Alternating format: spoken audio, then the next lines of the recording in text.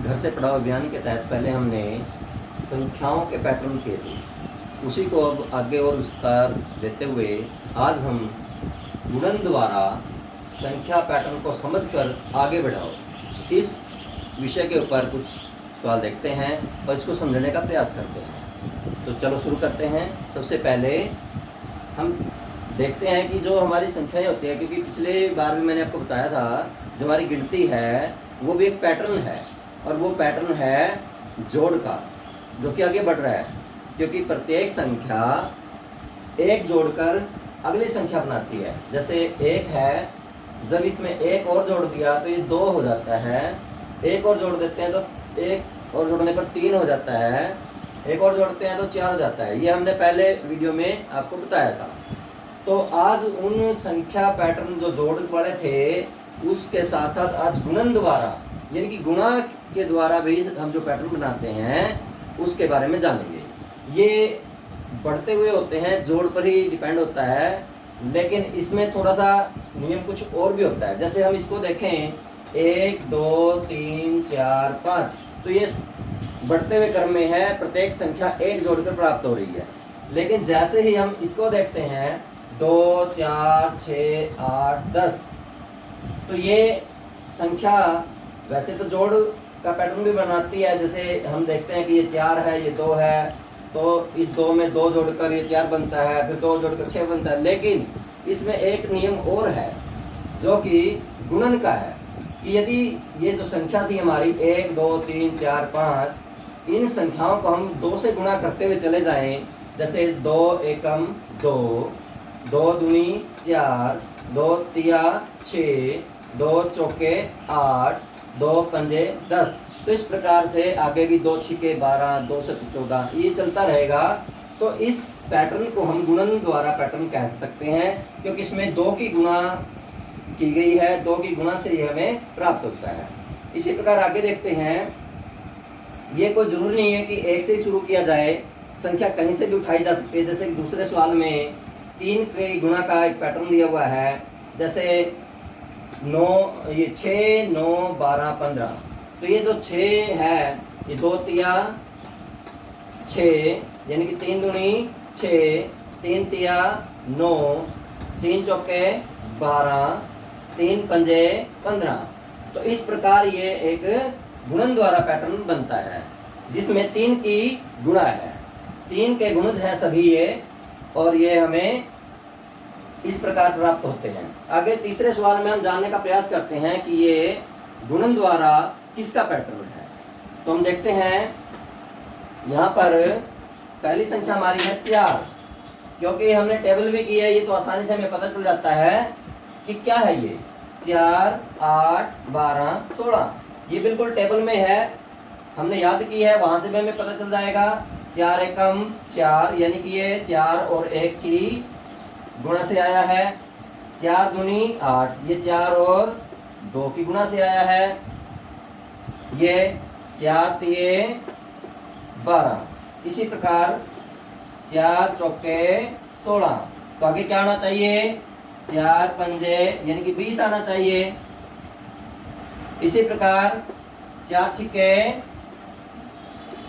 24, फिर 4 सत्ते 28। इस प्रकार हम इसको आगे बढ़ा सकते हैं। ये केवल टेबल तक ही सीमित नहीं है, क्योंकि टेबल तो हम 4 दाया 40 तक याद करते हैं, उसके आगे भी होता है।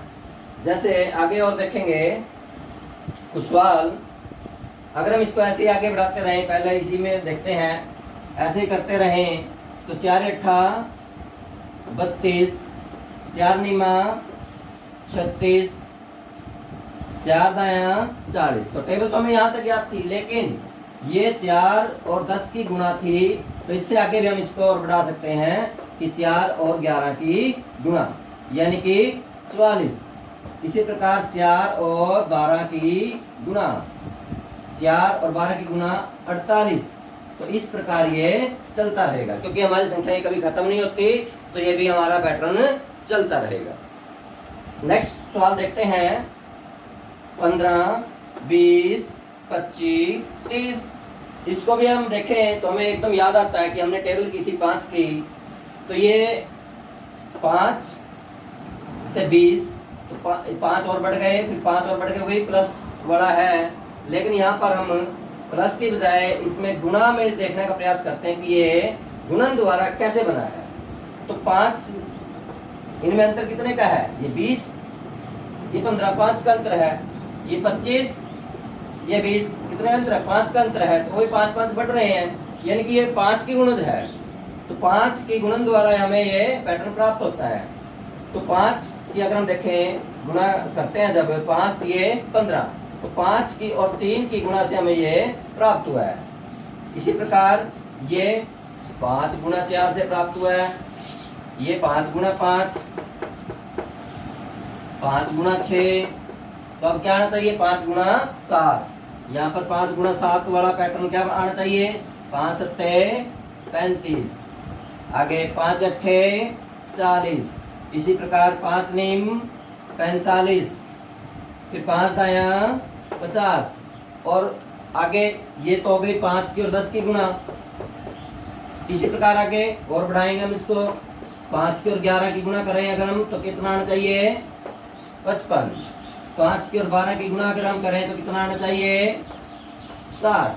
तो इस प्रकार से हम इनको आगे बढ़ा सकते हैं, और भी आगे आप बढ़ा सकते हो। नेक्स्ट पैटर्न में हम देखें, अब जैसे ये थोड़ा बड़ा हो गया है, छोटे बच्चों को एकदम शायद ना पता चले क्या है, तो इसमें कैसे पता करें? तो हम इनका अंतर देखते हैं। ये 28 और ये 35। 28 से जब हम 35 तक गिनते हैं तो गिन के देखते हैं, 29, 23, 31, 32, 33, 34, 35, तो यानी कि 7। तो ये 7 बड़ा है। 28 में जब हम 7 जोड़ते हैं 35 आता है, 35 में 7 जोड़ेंगे तो 42 आएगा। तो यहाँ से हमें पता चलता है कि 7 7 बढ़ रहा है, यानी कि गुणा में अगर हम इसको देखें तो ये 7 का पैटर्न बनता है, 7 की गुणन द्वारा पैटर्न बनता है। तो यानी कि अब 7 से जब हम यहाँ पर इसको देखते हैं तो 7 के टेबल में कहाँ पर आता है? 7 एकम 7, 7 दूनी 14, 7 तिया 21, 7 चौके 28, तो 7 चौके 28, यानी कि 7 के टेबल में चौथे नंबर पे आता है। 7 और 4 की गुणा से आता है ये। उसके बाद अब ये 7 पंजे 35, 7 छीक 42, 7 सत्ते 49, अब आएगा 7 और 8 की गुणा, 7 8 56, फिर 7 नीम 63, इसी प्रकार 7 दाया 70, तो 7 की और 10 की गुणा 70। आगे और बढ़ाएं तो 7 की और 11 की गुणा कितनी बनती है? 7 और 11 गुणा 77। इसी प्रकार आगे 7 और 12 की गुणा 84। इस प्रकार हम इसको और आगे बढ़ा सकते हैं।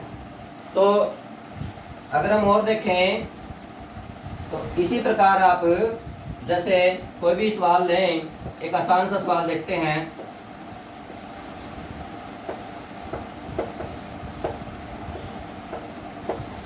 ये बिल्कुल देखते ही पता चल जाता है क्या हो रहा है। 50 ये 40, अंतर कितने का है? सभी को देखते ही पता लगता है कि 10 का अंतर है। 50 60, अंतर कितने का है? 10 का। तो इसका मतलब है 10 की बढ़त है। लेकिन हम जोड़ की बजाय गुणन द्वारा अगर इसको देखें तो फिर उस 10 का जो टेबल है, 10 के टेबल में जो 40 है वो 10 गुणा 4 चौथे नंबर पे आता है। 10 गुणा 4, इसी प्रकार 10 गुणा 5 50, 10 गुणा 6 60, 10 सत्ते 70, 10 अट्ठे 80, 80, 10 निमे 90, और 10 की जब 10 से गुणा करते हैं 10 दाया 100। लेकिन इसको और आगे बढ़ाए तो 10 की 11 से गुणा करते हैं, तो 10 की और 11 गुणा करते हैं तो क्या आता है? 110। जब 10 की 12 से गुणा करते हैं तो क्या आता है? 120। तो इस प्रकार हमारे ये गुणन द्वारा पैटर्न बनते हैं, जो कि जोड़ पर ही आधारित होते हैं। लेकिन इनमें एक विशेषता ये होती है कि इनमें गुणा के द्वारा भी हम इनको बना सकते हैं। सभी जोड़ के पैटर्न को आप गुणा द्वारा नहीं बना सकते, लेकिन जो गुणन के पैटर्न है वो जोड़ में भी होते हैं। जय हिंद।